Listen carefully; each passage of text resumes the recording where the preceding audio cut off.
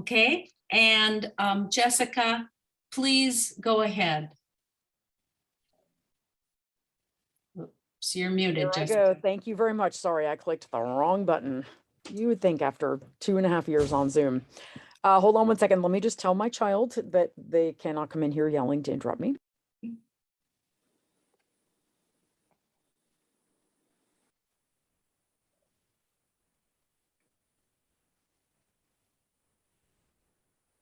Sorry about that. No problem. Multitasking here. Okay, so first of all, thank you very much for having me. It is a real honor to be here. And I will just start by saying what I'm sure you've been hearing over and over again all in the last couple of days, and I will just say it again, which is that this has been a very, very, very hard week. And I want to just acknowledge the fact that so many of you have shown up at a moment when I legitimately know people who just cannot do anything other than lie in bed. So, good for us for being here during a very, very difficult moment. I think we all understand something that many more people are realizing every day, which is that the only real way to handle what is happening right now, all of it, whichever aspect of it is rearing its head on any particular day, is action, and particularly electoral work. And so that is what we're here to do, right? That is the whole the crux of the issue, is that whether it's abortion rights, whether it's voting rights, whether it's common sense gun laws, we are being held hostage by a minority in Congress that unfortunately is able to pass laws or block laws that affect the majority, all of us, very, very badly. And so we're sitting in a moment of unique opportunity in our country. This moment in time is perhaps the most important moment of our lives. And here we are thinking, or we all thought, that once we got Donald Trump out of office, we could sort of take a break, right? And then it was like, well, we just need to flip the Senate and then we can take a break. And then it was just immediately like, oh, insurrection. And we've been working to save our democracy ever since, right? So, and it, in some ways, it just seems to be getting crazier and crazier. I mean, I'm laughing, but that's only because, you kind of have to. But it's a very fragile time in our democracy. So I guess, this is not like a formal talk that I give. My workshop is called Activism 101, and I give that a lot to people who have no experience with activism, or some, just to sort of talk about different ways we can make a difference and how we can flip seats in November. And I gave that workshop a lot before the 2020 elections. And now I have started giving it a lot for the 2022 elections. The good news is I'm giving, it feels like 4 of them a week right now. And I suspect that that's going to start to ramp up even more. I have one at 8:30 tonight. I had one earlier this week. And that's good. I mean, the only good thing to come out of something as horrific as this week is that more and more people are, again, realizing that they've got to get involved, that this is going to take all of us. So, but as much as this is not a formal talk, I have been asked to come to a bunch of groups now to sort of give a pep talk. And that's largely sort of what this is. And the reason is that, we're all exhausted and we're all debilitated to a certain extent after 5 years of this, and we're afraid, and we're living in an atmosphere of constant media negativity. And so I am here to be the sort of Fox News of the positive, right? I am going to fill your head with I don't even like to equate myself to Fox News, but I am going to sort of fill your head with some alternative facts to what everybody is saying every second of every day, it seems. The Democrats are going to lose in November and that we have no chance in the midterms. And history says that the party, who's got the presidency never wins in midterms. And that we just can't fix the things that are broken. It's just, we're too far gone. And I am here to say am I allowed to curse on this? It's bull. It's total bull. And it is also a form of voter suppression. And so what I'm here to do is to encourage all of us. And I know a lot of you are seasoned activists, and I have nothing to teach you in that arena. But what I do have is a great deal of experience sticking it out through very, very difficult times. And this is where the political and the sort of emotional, spiritual merge in this weird way that we really wouldn't think that they would. But For those of you who don't know, my newsletter that comes out 5 days a week is called Chop Wood, Carry Water. And that is a stupid name for a political newsletter. It makes no sense. And if I were really concerned with branding, I would call it anything but that, right? It's sort of like Robert Hubble's newsletter. He's always like, why did I call it Today's Edition? That's a terrible name. But he and I both sort of named our newsletters very early on. And the reason mine was called Chop Wood, Carry Water, for those of you who don't know, is because that's a Buddhist saying, right? It has nothing to do with politics. But it was a saying that I learned from my father at a time when I was going through a personal crisis. I was 35 and I was going through a divorce, and I was really bottoming out. It was a very bad time, and it was a time I did not expect to come out of. I really felt very certain that there was no hope in my situation, just for whatever reason. I was certain my life was over, and that there was no point in going on. And my dad, who, wasn't always the greatest dad, but he was very good in a crisis. And we were sitting and talking one day in his garden, and he was saying he had been through 2 divorces, and he was saying, it's going to get better. It could just take a long time. And I was like, I can't even stand the way I feel right now. Like, how am I supposed to get through 2 years or whatever you're saying it's going to be? How am I going to get through that? And he said, you are going to chop wood and you're going to carry water. That is how you're going to get through it. You may not feel good for any of those days, but if you wake up every day and you just do the next indicated action in front of you, you will get through it. Your life will continue. Things will get done that need to get done. And one day you will wake up and you will realize that you have gotten through it, and you are stronger, and you are going to have a better life, a different life. And the most important part of this story is that I did not believe him, but I decided to take the advice anyway. I knew I was never going to be okay again, but I decided that I was going to chop wood, carry water. Like he said, I was just going to sort of take it as a matter of faith, because honestly, I didn't know what else I had to do, right? And so I did that. I got through every day, even though it was a slog. And it did take about 2 years. And one day I woke up and I realized that I was no longer crying every day. And I realized I had gotten through it. And so when Trump was elected, I immediately thought of that saying, because it really was like, we are never going to get through this. And people started calling me and saying, what are we going to do? And I was a little bit older. And so I had people looking to me for advice. And I was like, I guess we're going to chop wood, carry water.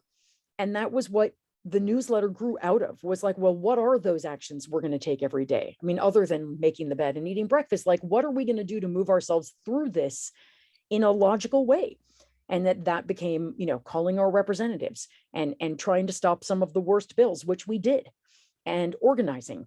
And then it became obvious that the next right action was because we couldn't get the representatives we had to do the right thing, to change our representatives. So how do we chop wood, carry water to change our representatives? Well, today I'm going to wake up and I'm going to canvass. Tomorrow I'm going to wake up and I'm going to phone bank. I don't want to. I don't think it's going to work, but I'm going to do it anyway. And that has become a way for me, a way of life. Not just doing it myself, but helping others to do it, because it will do 2 things, both of which we need in an existential way. It will carry us through emotionally and spiritually. I cannot get through the entire rest of my life, this sort of dark, godless future where God knows what's going to happen, but I can get through today with the actions that are in front of me to do. So emotionally, spiritually, it will carry me through. And also that when we take these actions, even when we believe they will not work, they do work. And things change. And we do come through and find that we are in a different place. And in my experience, a much better place that I would never have believed. If you had told me when I was 35 that I'd end up here doing what I'm doing now, in a life that is really indescribably happy outside of the circumstances out in the world, I just would never have even begun to conceive it. We cannot see what the future holds, right? We can only sort of hear the voices of negativity telling us it's always going to be this bad, but it won't. Now, on to politics. How does this all relate to the midterms? So we're being told over and over again that we're going to lose, right? And I believe a lot of that is actually conscious voter suppression. I believe there is actually an organized effort to continue to tell us over and over again that we're going to lose. That's not me being paranoid. There is actually there is evidence to support that claim. This is disinformation and sort of election interference that other countries, including Russia, have been honing for many years now. They like having Republicans in charge. They will continue to work to make sure that Democrats don't gain the upper hand or regain the upper hand. I also believe that Republicans have a vested interest in continuing to tell us that we can't win.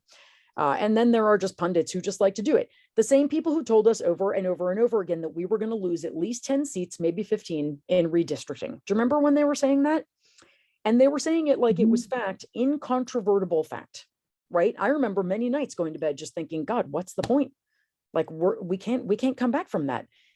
And it wasn't even true, right? So I want to just remind you. So this is the metaphor I've been using recently is from the Odyssey, and I think it's not Scylla and Charybdis. I think it's the siren, right? The siren song when the guys in the ship are going past the siren and somebody tells them, maybe Athena, I can't remember, to plug their ears with wax, to stop listening to the siren song, because if you listen to it, you will go to the island and you will get wrecked on the rocks, right? And what I am encouraging people to do, the whole point of this pep talk is just to tell you to plug your ears when you hear people telling you that we're going to lose in November, that it's a foregone conclusion, that we can't win. And chop wood, carry water. That is all we can do. Maybe we will lose in November, but here are the reasons I'm going to tell you that I don't think that we will. From a voter perspective, we have all the voters that we had in 2018 and 2020. And at this point, we have a lot more, right? Because every year, 4 million more young people become eligible to vote, and they're not registering for Republican Party, right? Almost some will, most won't. So from a candidate perspective, look at who we're running and look at who they're running. There was interesting polling that I heard recently that said, take your independent voters, the ones who are really mad at Biden right now, right? They're really unhappy with Biden. When you ask them, okay, you don't like Biden right now. Having said that, in the midterms, if you have a choice between voting for a Trump supporting Republican and a Biden supporting Democrat, which one will you vote for? And by about 40%, they say they will vote for the Biden supporting Democrat. People don't like MAGA Republicans right now, other than the very small sliver majority of people or minority of people who are MAGA Republicans. Ellen, Don't forget to you mute, go guys. out and look at what there's a deer in our upper garden, our new garden. Karen, I don't want him eating my hostas. well, whoever's Yes. hosting could probably mute her if they wanted to. I don't want the deer eating her hostas either. Karen, we don't want the deer eating your hostas, but can you mute? Karen, mute. There you go. So where was I? Okay, so from a candidate perspective, we want to remember that the Republicans are running awful, terrible MAGA people that the average voter can see are insane, right? We've got Ted Budd running in North Carolina. He's horrifying. We have probably Herschel Walker running in Georgia, also horrifying. We've got Mastriano running in Pennsylvania. He's horrifying, right? People can see this. And on a congressional level, we have equally really crazy people. And as the issues start to mount up, abortion, gun laws, taxing billionaires, climate. What I want to encourage you to remember is that all of those issues pull overwhelmingly towards Democrats. Democrats are on the right side with all of those issues. 75% of Americans don't want Roe v. Wade overturned. They want some kind of abortion rights. 90% of Americans want background checks, including most gun owners, right? A vast majority of Americans want billionaires to pay their fair share in taxes. A vast majority of Americans want unions protected, right? These are all things Democrats stand for. Central climate action. A vast majority of Americans want climate action. So policy-wise, we have all of the policies on our side. So we've got the demographics on our side. We have the candidates on our side. We have the policies on our side, right? We have 5 years of organizing and fighting and becoming scrappy warriors who know how to get voters out. We have all of the data on our side because we have been organizing and talking to voters for 5 years. So what is their argument for why we're going to lose? Because historically, voters don't turn out from the president's party in a midterm. And because Biden is unpopular. We've already talked about the unpopular thing. Democrats are not going to vote for Republicans because Biden is not doing as well as they'd like him to be. Independents are not going to vote for crazy Republicans because they don't like Biden. They just won't do it, right? Republicans are going to vote for Republicans anyway, because Republicans at this point are really, most of them are brainwashed. So yes, of course, there are some small number of persuadables we need to get back out to vote. But you guys, this is our election to lose.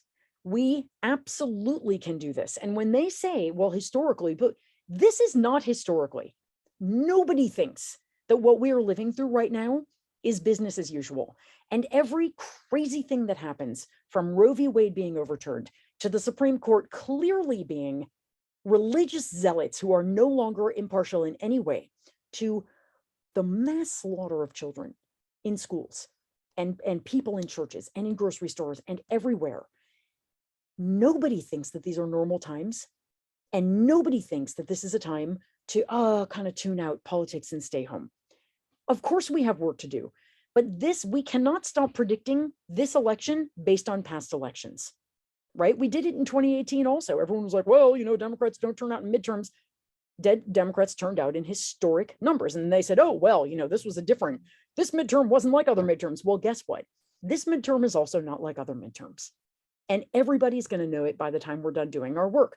Most people already do, but we have 6 months more to talk to voters and make sure they understand. And here's the final thing I'll say before I wrap up, is that our job between now and November is to do a couple of things.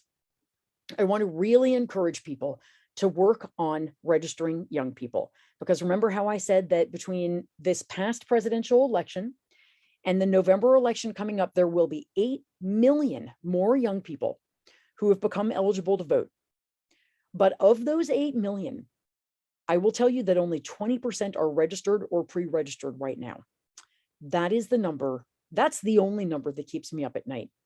The good news is we have all of the resources to change that. We have incredible voter registration organizations. You can volunteer for Rock the Vote, Civic Center, Headcount. There are great organizations that are focusing specifically on young people. And I would encourage you to give some time or some money, or ideally both, to one of those organizations.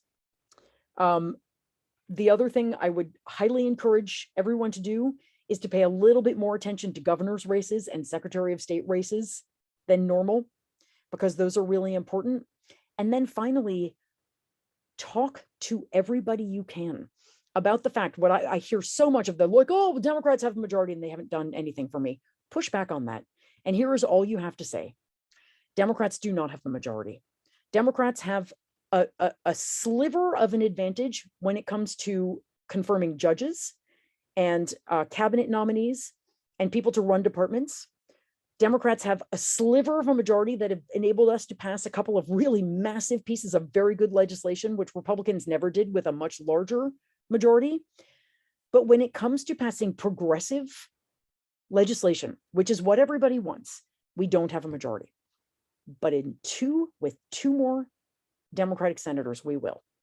So our job for this election, very clear on the goals. We have a 5-seat advantage in the House right now. We just need to hold that advantage. We need to hold the House, and we need to flip 2 more Senate seats, right? And there are at least 4 that are very much in play, arguably more. If you can make people understand that if we can flip 2 more seats and get 2 more senators who are willing to overcome the filibuster, and everyone running right now is, right? Sherry Beasley is, Fetterman is, they are willing to. If we can get those Senate seats, we pass gun legislation. We will pass climate legislation. We will codify Roe v. Wade. We will pass the PRO Act to protect unions. We will pass a bill to tax billionaires. All of this is inches away. And we can get it in 2022. If we lose in 2022, we're not going to get it, period. Because at that point, that means Republicans have won back the majority and we're genuinely screwed. If it happens, we'll figure it out, but it is going to make our job so much harder. So if you can communicate this urgency to people, we're this close. So what I say to people is, don't quit before the miracle. My God, we are so close. Look at the bills that have been passed in the House. The Women's Health Protection Act, already passed in the House. The Build Back Better Act with amazing climate policies, already passed in the House. Several gun violence prevention acts, including, background checks, and so many more, passed in the House already, waiting to be passed in the Senate. I could go on. The PRO Act, passed in the House already, waiting to be passed in the Senate. Joe Biden has said he will sign all of these bills into law. So we're going to quit when all we need is 2 more Senate seats? That is insanity. So I know we're tired, but I am asking everybody to dig into themselves and find that reserve of adrenaline that you pull out when your kid is pinned under a car. That when you are being chased by someone with a knife, the reserves that are within all of us, we have got to find them now, and we have got to spend the next 6 months fighting our asses off, because we are on the 5-yard line. And if we can get this into the end zone, I don't even watch football, so this is a ridiculous metaphor for me to be using. I hope I'm even talking sense, but I think you know what I mean. We really can begin to make actual change in this country. So please do not despair yet. Please do not give up yet. And, we can sleep after the midterms, maybe for a second, if we can just win. So I think that's enough out of me. I went about 5 minutes over, and I hope that's okay. I'm happy to take questions. And that's enough out of me. Well, Jessica, thank you, thank you, thank you. If you can stay on for a few minutes before you go to your Yes. next event, Yep. people will have questions, I hope. So I just want to say, you are better medicine for me than medicine. So this is really wonderful. You are such a wealth of knowledge. Thank you very much. Reminding us, again, it's a marathon. It's not a sprint every day, the habits, the ritual. And so, excuse me. So I thank you. Again, the blog is Chop Wood, Carry Water. It's terrific. You make it easy. You make it easy because you tell us exactly what to do and who to write to and how to do that and what to say, and even the numbers. She really does make it very easy for us. One of the things I really respect about you is that you do walk the talk. So you don't just have the words, but you are that person that displays the ritual and the habit. You get up every day, you roll up your sleeves and you do the work. And I love the story and the that you told us earlier. Again, if you didn't, please put your email in chat. We will be holding these events regularly. If you can stay, we'd love to have you stay and ask some questions for Jessica. She has a few minutes. And if you have to go, thanks again for coming. There will be more of these events. You made me smile anyway, Jess, so thank you. You can unmute, folks, and ask your question. You can raise your little yellow hand or just ask it. And Becky and I will find you. Please unmute. Or Becky, I don't know if you can unmute anybody. I can, if they're There having we any go. difficulty. Yeah, you can raise your little yellow hand. While we're waiting for you to formulate your questions, I have one, Jessica. So we keep hearing that the minority is in control. So in the Senate, we have 50 Democrats and 50 Republicans. And can you explain at, maybe not go down 5 levels, but go down a level or 2 and explain why everyone keeps saying that the minority is in control? Sure, that's an excellent question. Well,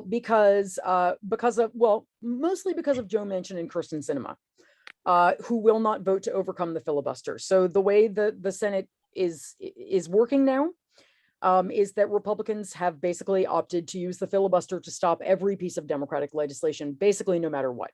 I mean, they've allowed a couple of small things to get through, but the filibuster basically requires Democrats to have 60 votes instead of 50 and Kamala Harris to pass something. So any legislation, including the Preventing Domestic Terrorism Act, which just came up for a vote today, which the House passed, which was an incredible bill that would have prevented things like what happened in Buffalo, Republicans filibustered it. They just said, nope, you need to get 60 votes and you don't have 10 of our votes, so no. So the thing about the filibuster is that it can be gotten rid of with the stroke of a pen. It's literally as a rule that Senator Schumer is allowing to continue. It's a Jim Crow era relic. It comes from basically people trying to pass white supremacist bills, and it can be gotten rid of at any moment. Mitch McConnell decided to get rid of it when he wanted to get his Supreme Court nominees in.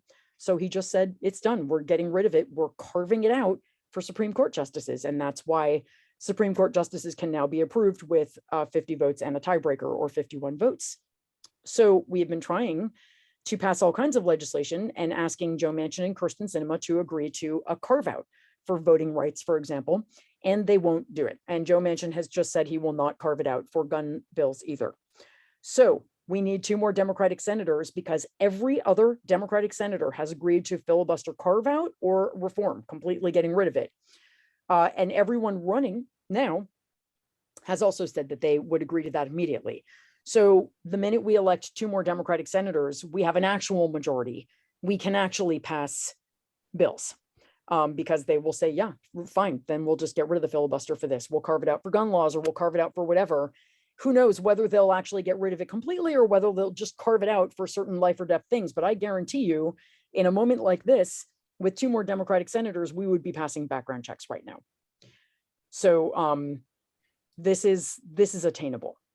So that is the answer to that question. And that's why, as much as, and I did put a document with gun actions, that final link, it says tinyurl.com gun actions. That's a bunch of stuff you can do right now. There's a couple of letters you can send. There's some resist bot text. There's a bunch of easy actions you can take right now. But the reality is, until we change who we have in Congress, until we hold the House and hold on to our majority and get those 2 more Senate seats, we're not going to pass legislation. Republicans will not do it. They will never come around on guns. The NRA has them in a vice, and I don't know what it's about, but it's really important for us to accept the reality, which is that we're not going to win Republicans over on guns. They're not thinking rationally. Yeah. This is no longer a rational situation. They are willing to watch our kids die. That is unfathomable to all of us, but we have to accept that truth or we cannot get out of this. So, Thank you. Of Thank you course. very much. somebody asked me in the chat how we get involved in registering young people. And I will recommend the Civic Center is my favorite place right now because they are doing a huge, pulling up the link right now. It's just the civiccenter.org. They're doing a huge push to get high schoolers recommended. Sorry, I'm trying to do 2 things at the same time. To get high schoolers registered to vote. And the thing about it is that there is the problem in our country is that when kids turn 18 or even 17, where most states allow you to pre-register, there's no formal mechanism in place to ask them to register. So 60% of people who are not registered to vote have never been asked. Don't forget to mute yourselves, y'all. So we're just literally working on finding ways to ask young people to register. Just, hey, because, I'm a mom, my kid will register on the day they turn 16 because we're a very political household, but many American households are not. So they're working on getting people registered at their high school graduations. They're trying to really recruit people to help them do high school graduation drives. And this is what they think about all day and all night. I really like them. I think they're a great organization. So that's in the chat. George, go ahead. George, I think I see your hand is up. Do you want to ask your question? Yeah, thank you. Thank you, Susie. Jessica, thanks very much for a great presentation. I heard a commentator a couple of days ago say that when it comes to the so-called social issues in politics, Democrats have a tendency not to engage Republicans head on those issues and instead talk about secondary issues instead of going face to face with Republicans on the social issues, namely abortion, gun rights, and the other things we've been talking about. Do you have a comment on that concept? Well, I mean, I think that we all saw it when that Michigan state senator, and I don't know, I'm sure you've all seen the video of the Michigan state senator who made the speech on the floor. And I don't know if someone wants to find it and drop it in the chat, but it was a 4-minute speech that was just basically standing right up to somebody, a Republican who had called her a pedophile. And she basically just turned around and gave it to them. And she did exactly what you're talking about, George. She engaged and it blew everybody's mind. And yes, absolutely, that is what we need to be doing. Because I mean, we obsess about messaging. I am so tired of hearing about messaging. Be the message. Just talk to people. Yeah, what Republicans are killing are kids. Like I just made a TikTok. I'm also on TikTok. This is this weird thing that happened to me where I'm suddenly like, I have a lot of followers on TikTok. I don't know how it happened, but I just made a TikTok just now saying, so 2021 was the first year when guns are the leading cause of death for children. Republicans are the reason that we cannot pass a single common sense gun law anywhere they are in power. So Republicans are the leading cause of death for children in the United States. Say it. Don't be afraid. That is the facts. So hit back hard. Absolutely. You want to bully trans kids? You know who's great at this is Fetterman. Fetterman is also fantastic at it. He's just like, these people, they want to bully trans and LGBTQ kids. Like, come on. You know, we are in the right. We've got to stop acting like we're not. And so I don't know if that answers your question, but yeah, I think that Democrats need to, I mean, I don't like the expression for many reasons, you know, grow a set. In fact, I'm not saying that. I retract that. We need to summon our inner mama bear or whatever it is and just turn around and fight back. Because it's like any bully, they actually are terrified to fight you on, you know, even ground. Bullies count on the fact that they can keep taunting you and you'll run away. But when you turn around and fight, they can't fight. So yes, all of us need to just, you know, turn around and fight. Yes, we need to stop being on the defensive. It's absurd. They are so wrong on every front. We saw that exactly today from our favorite guy in Texas, Cruz. Beto. Oh, Cruz. No, I was using I was being a little sarcastic.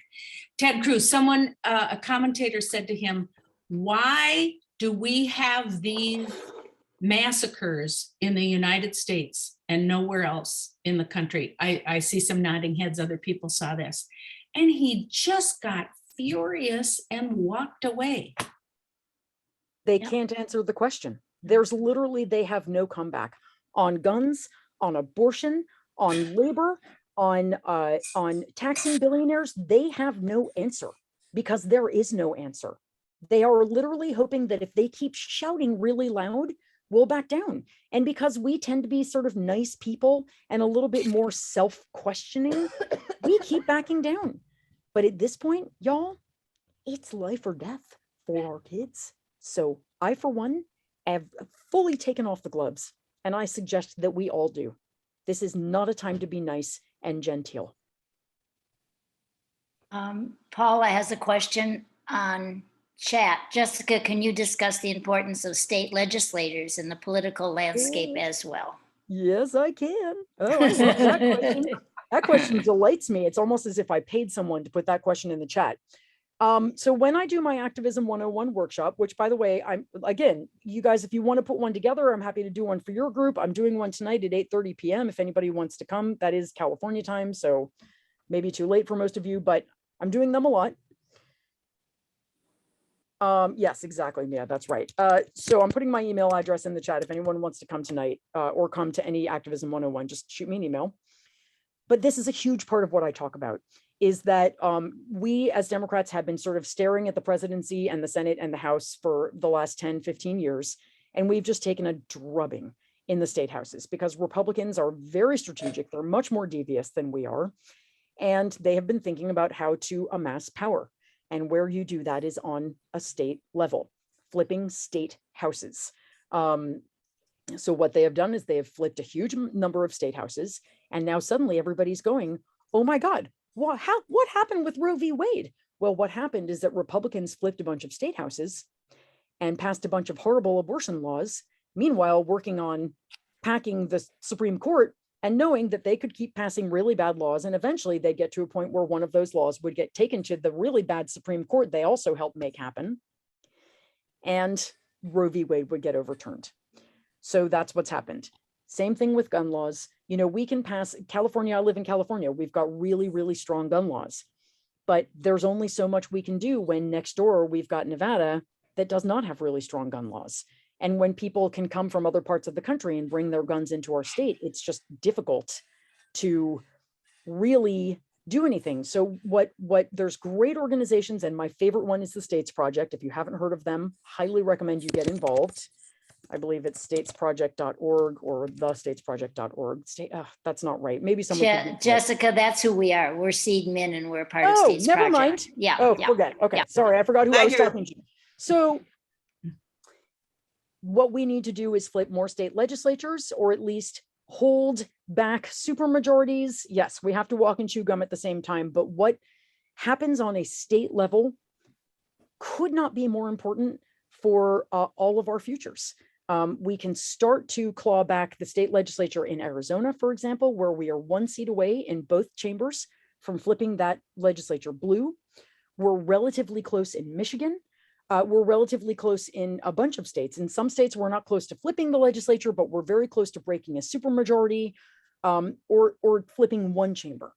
And these things are going to be critical when it comes down to, new abortion laws, new gun laws.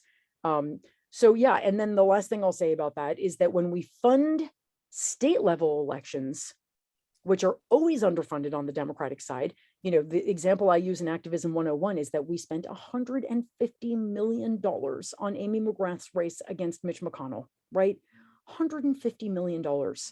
Right now, I believe the States Project is trying to raise $3-5 million, desperately trying to raise that money, which they feel they could use to flip several state legislatures. States Project, thank you. So we have to stop giving money emotionally just because we hate Mitch McConnell, and giving it strategically. And I believe that the most strategic use of our money is on a state level. And remember that when we give on a state level, that the votes we get out for state legislatures will of course bubble up.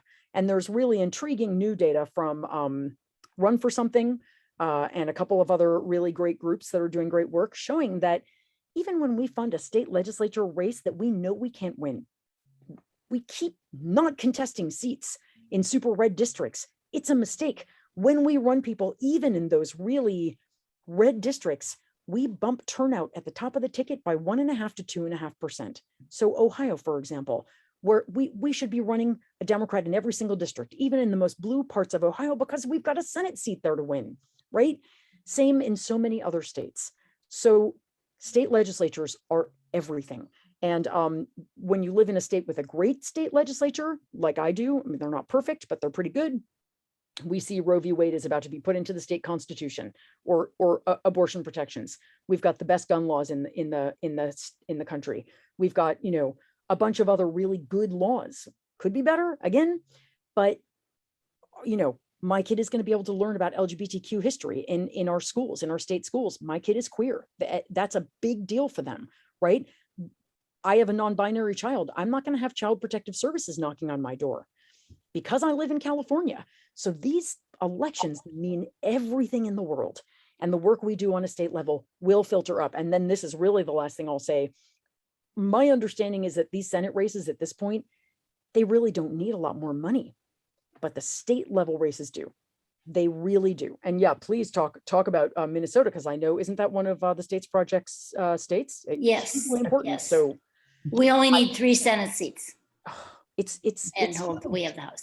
Okay. Yeah. So please, yes. Sue, Sue, are you still here? I think I am still here. Yes. You wanted to say something, Sue. Go ahead. I have a comment back to the idea of the Senate majority at the federal level, which is that by gaining 2 more, we do all the things that you mentioned, but also we could pass statehood for the District of Columbia, which would give us 2 more senators right from that. That bill has passed twice in the House, but gets blocked in the Senate.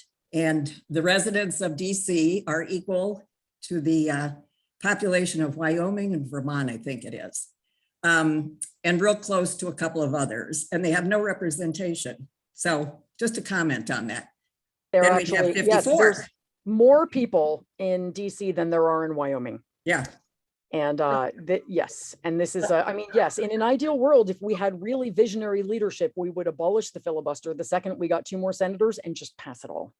And as a former resident of Washington, D.C., I wholeheartedly support that. I was so tired of presidential and other elections where my vote really didn't matter. Yeah, So it's very frustrating for it. It's not only that, it's also, of course, that the Senate controls what they do. So, being a Republican Senate controls what many of the laws for DC residents, which just is kind of goes against the grain of the relatively democratic city that they hope to be state. folks, are there any more questions? Anything we're missing? Because Tamara, I think you wanted to say something. Go ahead, Tamara. No, you're muted. Maybe She's- someone needs I to. have two questions. The first one is, you mentioned that Chuck Schumer with the stroke of a pen could get rid of the filibuster. Is that, is that the case? Yeah, it's, I And mean, why can't we put more pressure on him? Is there a strategy there we could use? okay, slightly inaccurate. It's not the stroke of a pen. It is a simple majority vote in the Senate. Oh, So okay. if we have 50 votes in the Senate and tiebreaker, we can. It's just just the Senate voting to do it. That's Okay, so but it is not a stroke of a pen. That was inaccurate. It is just basically a simple majority vote. So technically right now we should be able to, but we have 2 senators who will not budge. Got it. And then my other question was, you said, just flipping a couple of seats at the federal level to senators, Senate seats. Can you recommend? Are there certain people you think are really worth supporting?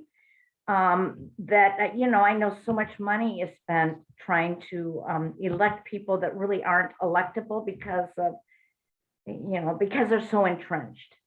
Yeah. Well, the states that are the most in play are Pennsylvania, which I think we've got a really good shot at. Fetterman is a really good candidate. I really like him for that state. Beasley is an excellent candidate, and North Carolina is a little harder, but definitely in play.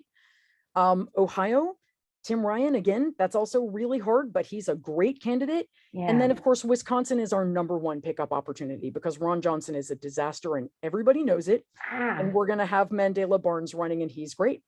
Okay, great. Thank you. Yeah. So, any of those races, but again, I would encourage investing down ballot in those states. That's what we're doing. Yeah. Yeah, right. Exactly. So Yeah. I wouldn't give to the Senate races. I would give below, Yeah. especially to grassroots organizations in those states that are registering voters and making sure they get out. That to me is the best use of your money. Anyway, And that's perfect. With that, are there a few more questions? Because I know Jessica's got another something coming up, probably a couple of them.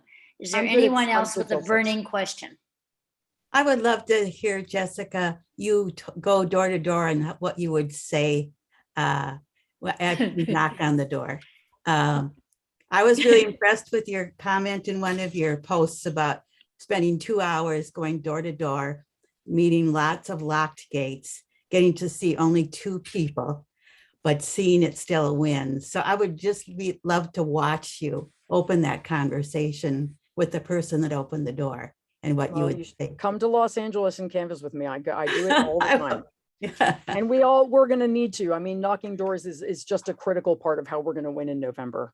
So I keep telling people, I know it's uncomfortable for you, but what's really uncomfortable is not living in a democracy anymore. That'll really suck. So we all need to get out and knock doors. It is so fun, so beautiful. It is a wonderful experience. Anyway, but that's sweet of you to say, Lila. Maybe someday we can do it on FaceTime. Anybody else? Because there is a couple of let's do quickly. Maya, did you have one? Or was that Maya? Did you have a question? I don't know if she's, you have to unmute, please. Maya, there you go. Sorry, You have a I question. lost my picture where I had to click on unmute. I'm like, Okay. where am I? Okay, so yeah, I posted a picture of a list of candidates that have uncontested, they're far right candidates who have uncontested seats in Minnesota. But our state's project and Seats Minnesota is focused, supposedly laser focused on working for candidates and supporting candidates who are in flippable seats. And so if it's a really red district, I just want to hear exactly what your thoughts are on that, because you still think it's worthwhile to put up candidates and focus on trying to get candidates to run in those really red districts. The data is really interesting and it would be worth checking out. I can see if I can pull it up and send it to you guys. But obviously, if you have limited resources and you've got a very specific number of seats you need to flip, you should, States Project knows what it's doing. So I wouldn't question them. I think in an ideal world with enough funding for all of it, you run someone in every district, because Republicans do. They run someone in every race. How often do you see an uncontested race where the Republicans don't run? They know how to build power and they know that it can take a really long time, but you don't get there by not running candidates. I So- suppose it's also an opportunity to get the message out, even if they don't win, they have the opportunity to speak and get their message out. I always remind people like Stacey Abrams, you know, who everybody calls like a miracle worker, and we just wish we could clone Stacey Abrams. It's not miracle working. It's hard work that she's been doing for 13 years. And for 13 years, they have been running in races and losing and knocking doors and talking to voters and building their bench and building their organization and building their community. And then suddenly everybody saw, oh, wow, we won. It took 13 years. So we got to be willing to lose for a long time before we win. It's just the way it is. So, Okay. but I would never question what the States Project is doing. They're great. I love that you love States Project and came in and didn't get a chance to know that that's who we are. So you really helped Jessica without you even knowing it. Thank you very much. We partner together all the time. I I know, talk I about them know. in my workshop quite a bit. They're I fantastic. know, that's how we found you. Yeah. Through them, yeah. Anybody else? Because I think time is about up. Sue has her hand up. I think she did. I don't think so. I think she didn't put it down. Oh, okay, good. All Yeah, right. yeah. Okay, with that, Becky and Lila and Tamara, you want to say anything? Maya, I just wanted to say thank you, Jessica. You are a gift to us in this country, and we need you. Oh, I'm very Thanks honored to be here. everybody for coming. Hopefully we got your emails and we're going to be doing these events. Really, really nice to see you all. I would like information about your giving circle in Minnesota, please. Oh, pleasure. We will get I'll that plug to it. you. Thank you. Oh, yes. Yes, we love it. Thank you. Should always ask me to Well, plug things. good You're an luck to you. inspiration You every day, are. Jessica. Thank Every you. day, every day. Thank you. Inspire. Thank Bye-bye. you. Thanks, really everyone. Thanks appreciate for that. coming. Thanks for being in the fight with us. We're gonna win. Yep. Don't quit We before the are. We are. miracle. Yep. Never give up. Night, everybody. Thanks. night. Bye. Well. Good night. Thank you.